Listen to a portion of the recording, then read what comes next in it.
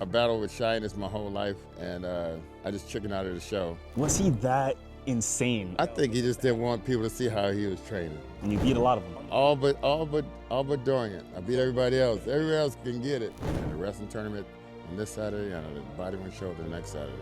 Damn, what was that transition like? Hell, dude, it's hell. I just think people think I didn't work that hard. Like, I hate to hear someone think I didn't work hard. Someone you want in your corner when you go into battle is me.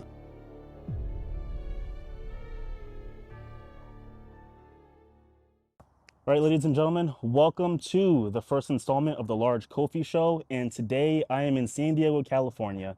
And my guest, one of the most decorated bodybuilders of the 90s, Chris Cormier. Chris, I appreciate you taking the time to talk to me today. First of all, the drip. Let me get this. Yeah, for sure. Yes. Sorry about that. No worries. You got the red on red? Yeah. I had to go all the way out with it. There we go. Got the J's to match it. So we ready. This is the new line. Heaven Has to Wait. Love it. And yeah, I'm glad you came out, man. I really appreciate you coming out. Absolutely, I appreciate it. But while we're on that topic, dark sport, Yes. how did you link up with dark sport? Well, I got a couple of friends, close friends, Dorian Yates, Stan McQuay. They were already with dark sport at the time, and they said, they mentioned to them that I'd be good fit for them, and probably somebody that can be serious about it.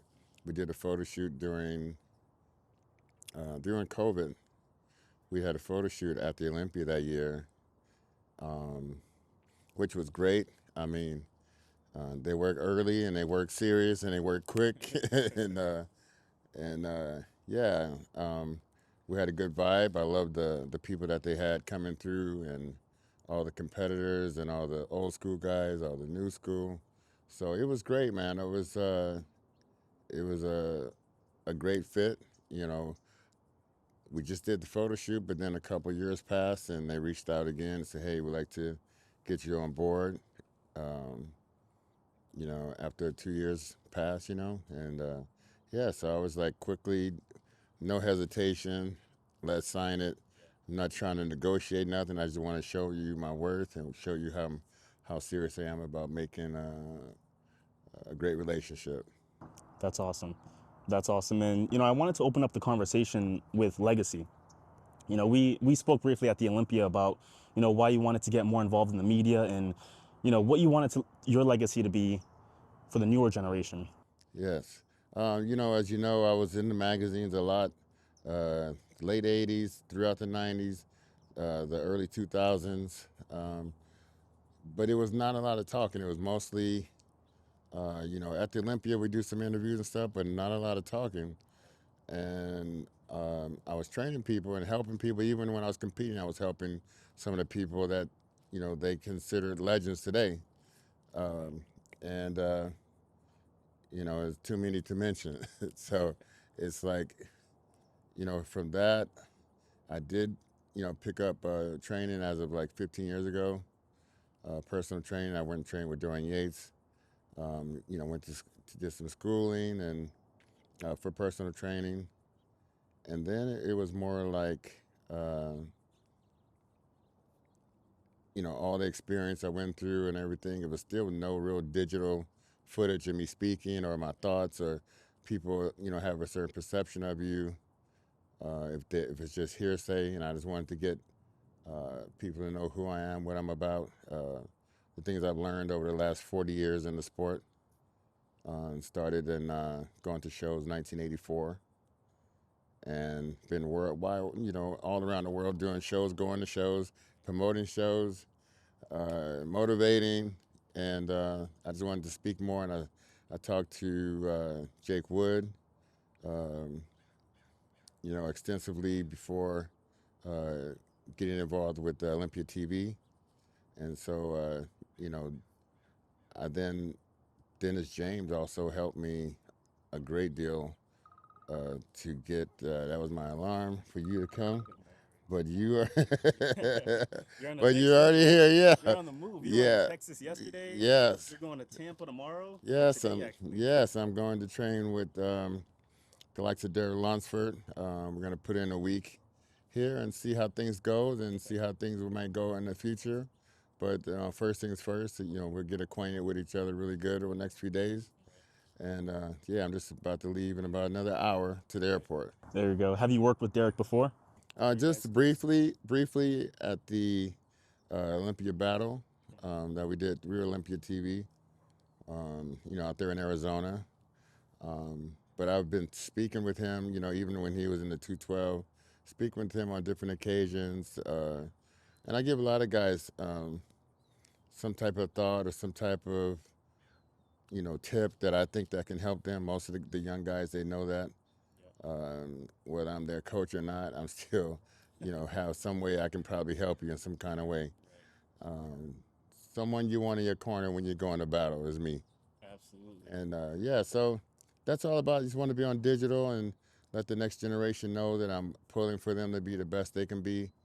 And before I leave the sport totally, I never really said anything about retiring or anything like that because I never had a plan to retire. I was just going to transition into doing other things and different things to help the sport and to be involved heavily, whatever that may be, you know. Right. Because even though you're not on stage anymore, you're still a bodybuilder. Super, very, yeah, super. I mean, I followed you around at the Olympia Expo, and all I heard was, that's Chris Cormier, that's Chris Cormier. And there was a lot of young kids, a lot of Yeah. kids, 16, 17, 18, just getting into bodybuilding. They're looking at your guys from your era, Kevin, Dorian. Yeah, I was big on teenagers also because I was a teenage prodigy myself. I was in California. I was 17 years old. I actually trained for my first show at 16, Okay. and I got talked into it by one of my teachers. Thought I should try bodybuilding. Shout out to Kathy Loria. Um, and her boyfriend met up with me, showed me some poses, gave me a stack of magazines, starting from 1970 on up to the present. And I just read that on a daily basis and wanted to do my first show. But the only problem, I was kind of shy. So I battled with shyness my whole life. And I just chickened out of the show. I then had a scholarship for wrestling for Cal State Bakersfield. Went to Cal State Bakersfield, and I'm still training for that show. I want to do it. Went to the show, competed when I was 17. So I was already wrestling in college at 16, 17 years old. So then when I got a chance to compete, I had a wrestling tournament on this Saturday and a bodybuilding show the next Saturday. Damn. Yeah, You're active. yeah. So once I did that, I loved bodybuilding. I loved to compete.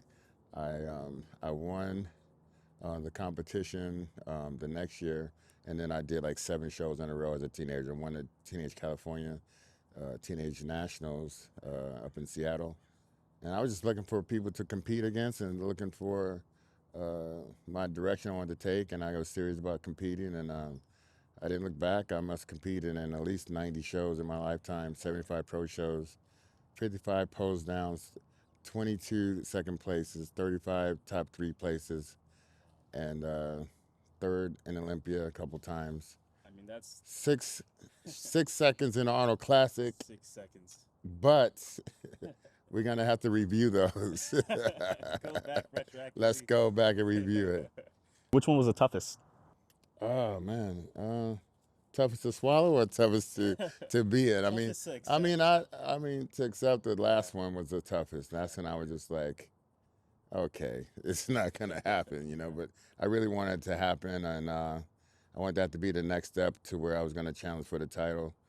But when I did say I was gonna be the top three, I made the top three. That was my goal, was to be one of the best of the best, and heavy competition, anywhere from Kevin to Sean to Dexter and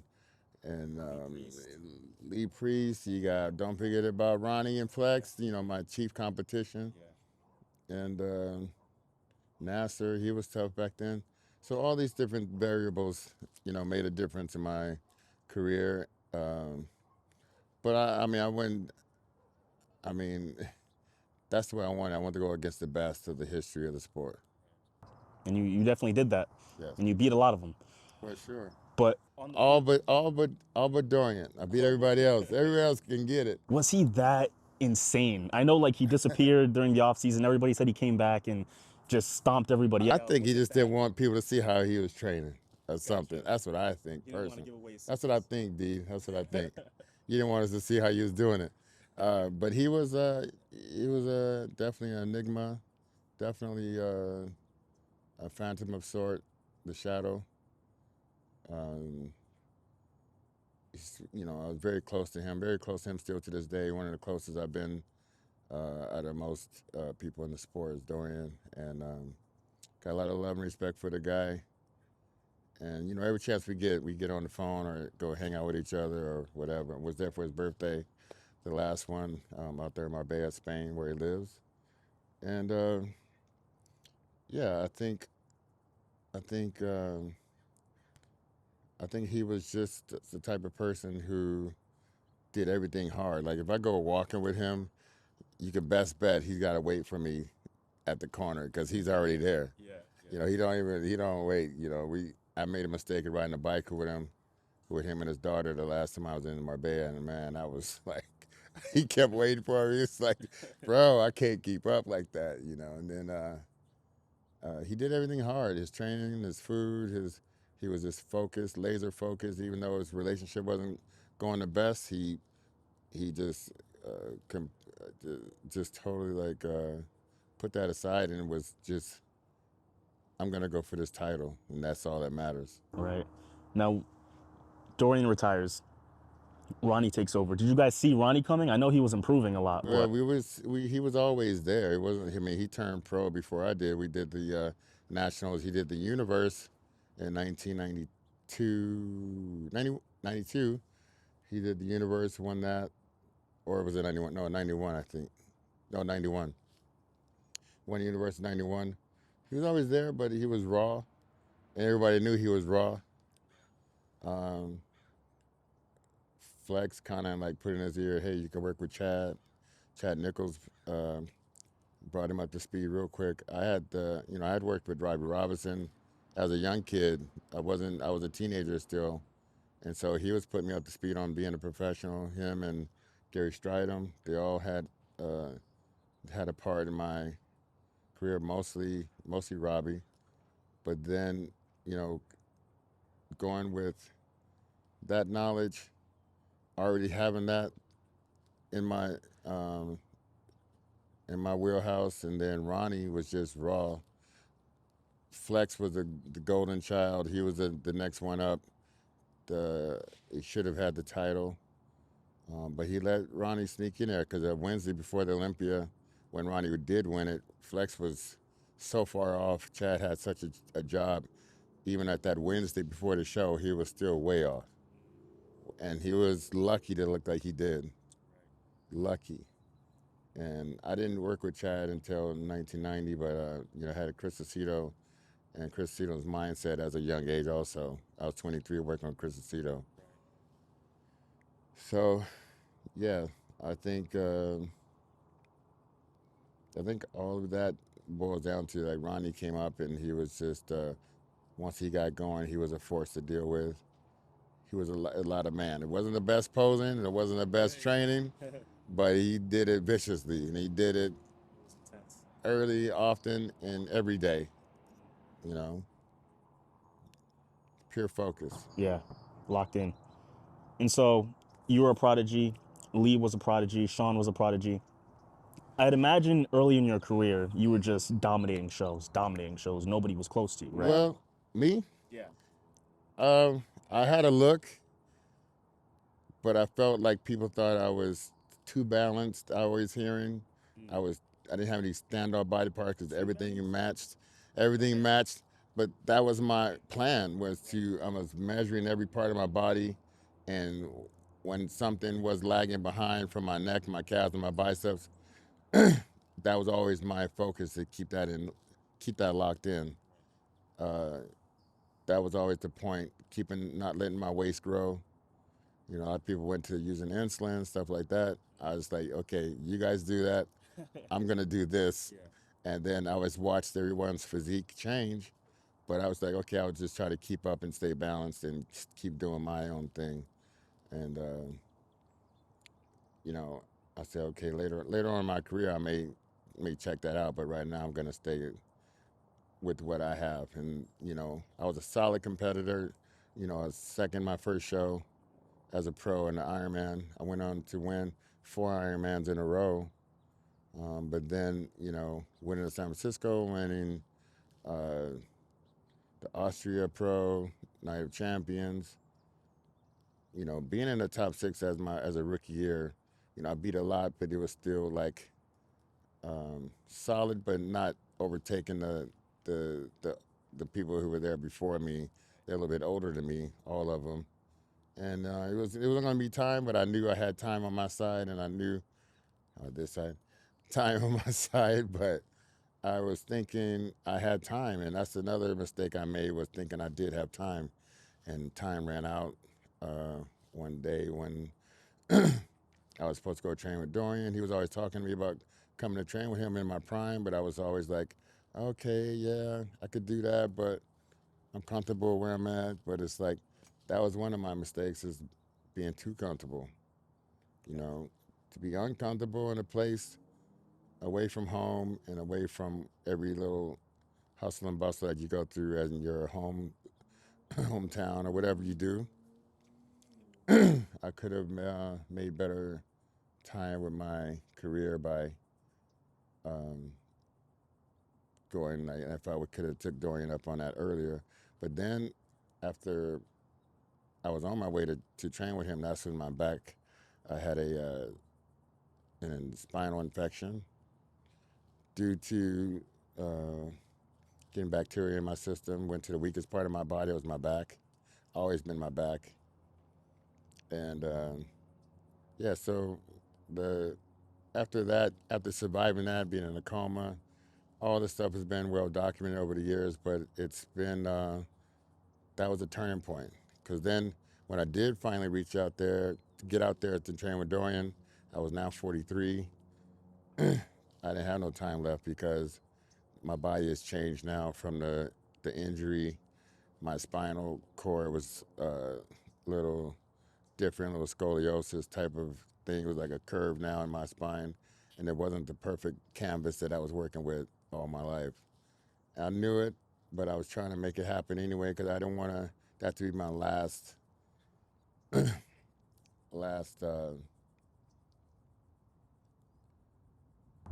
You last don't they want to heard go of out like me that.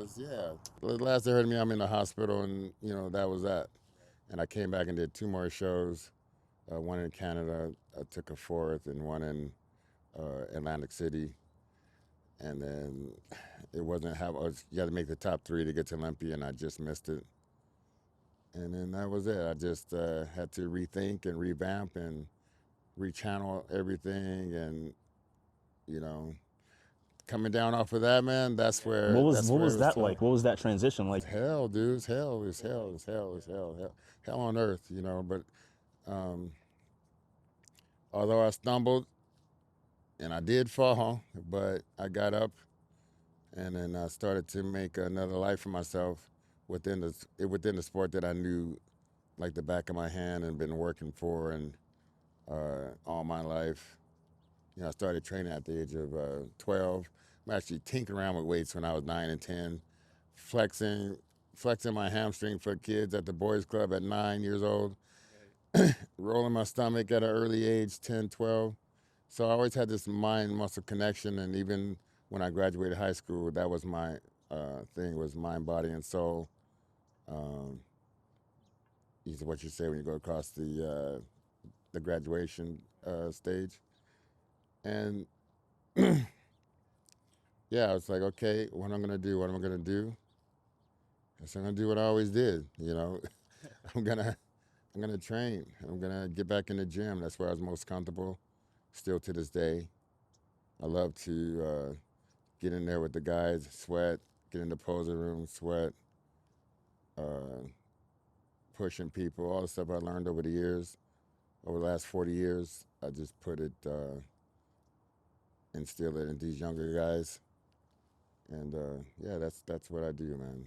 That's and like I say, going around with the different companies, you got Real Leaders as my sponsored equipment company out of China. Dark Sport, Olympia TV, which I do anything they ask. I'm working with Primetime Muscle, Dennis James, Menace podcast. I still would like to do more. Um, Long Life Meal Prep. All these people, um, this is my life right now. That's awesome. And in terms of the younger generation, what do you think is missing competitively? I just think people think they need to re- re- reinvent the wheel sometimes. Um, I still see people going to big shows without being fully prepared uh, with the posing. Posing is really bad, I feel. And then a lot of watered down information is being fed out because people who do a show, like their main goal is to train people. It's not really to be the greatest they can be. They want to do one show, start training a crew of people. They're good with social media. They're good with uh, um,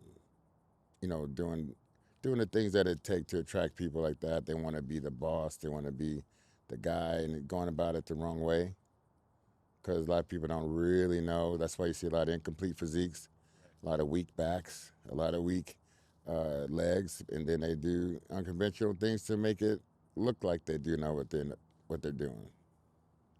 I could put it that way. Very oversaturated. Oversaturated with people that know, and then you get a lot of bodies that look like what they do, and it's not a knock on anyone because I didn't know. I thought I knew, and I didn't know until I was well into my early 40s. Because you got to let someone, even like Robbie tried to teach me different things with the connection of your body. I was still kind of young uh, to go through it at that time, but everybody got to have the right timing for their mindset, for their mentality, and for allowing you to take you to that place, that dark place in the training, that dark place in the posing, pushing yourself when you don't want to do it, that holiday that you don't take, that Christmas you don't have, that Thanksgiving you don't go, all of that stuff. That's awesome. And just to close out the conversation, we had talked about, certain misconceptions about your life, things that people didn't know about you, or things that people thought they knew about you that wasn't true. What's one thing that you want to get the record straight on? Something about you that you want people to know. I just think people think I didn't work that hard. Like I hate to hear someone think I didn't work hard. Like I was a wrestler. I had a wrestling scholarship. I was top in the state in wrestling, top in the state in football. And people think my whole life was just about having a good time. When that was like my release, but I was actually bouncing at a young age, 18 till I turned pro. I was doing security and up late, and I still am up late because that's the way my clock works now. Because over the years, but I think it's just a blur because you got some judges that I grew up with. I was with them on their first marriage. I'm with them on their second marriage, and now they think they have a blur of what really happened. Like after when I'm not competing, I'm at a show like the Nationals. Yeah, I mean after the show I'll go out or whatever, but and they'll see me coming in late, but they kind of think that that's what I did, even getting ready for competition. Like oh, that's why you couldn't. No, no, no, no, no, no. I worked my ass off, and anyone that can tell you that saw me training, saw me putting in the work, they don't think that way. I never hear those guys say that because they saw what I did, and I was doing 10 competitions a year for a lot of years. And if you look at my resume, you could see the body of work. So how could you do all of that, not work hard, but then you're doing 10 shows a year? You got 70 some pro shows under your belt. How many people has done that? Not many. I can count on one hand in the history of the sport. And I just feel like that I feel like that to me, meaning it was very important. Um, they didn't know I was a band geek. I was in a band, You were in the band? marching band. They didn't know that. raced bicycle motocross. I almost turned pro in bicycle motocross. Yeah, I was plate 73. I was 70, 79 when I started in my plate, and I went down to 73. It even closer down to the 50s before I was crashing a lot. And I said, you know what, let me just keep bodybuilding, you know, because, yeah, stuff like that, man. It's, but it meant a lot to me. I mean, everything I tried to get into, I was very successful at it. And yeah, I just put my heart behind everything I did and do.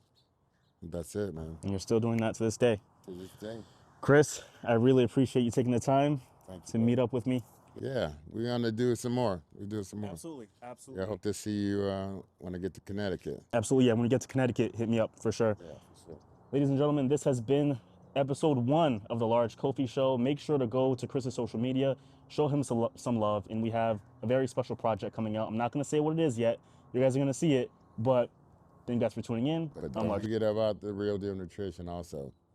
Real Deal Nutrition. Yeah, that's another one. I'm working with Yaba Labs with that, and if you want to contact me with getting involved with that, let me know. We'll definitely But talk that's some more about that. yeah, for sure. Chris, thanks so All right. much. Thank you, brother.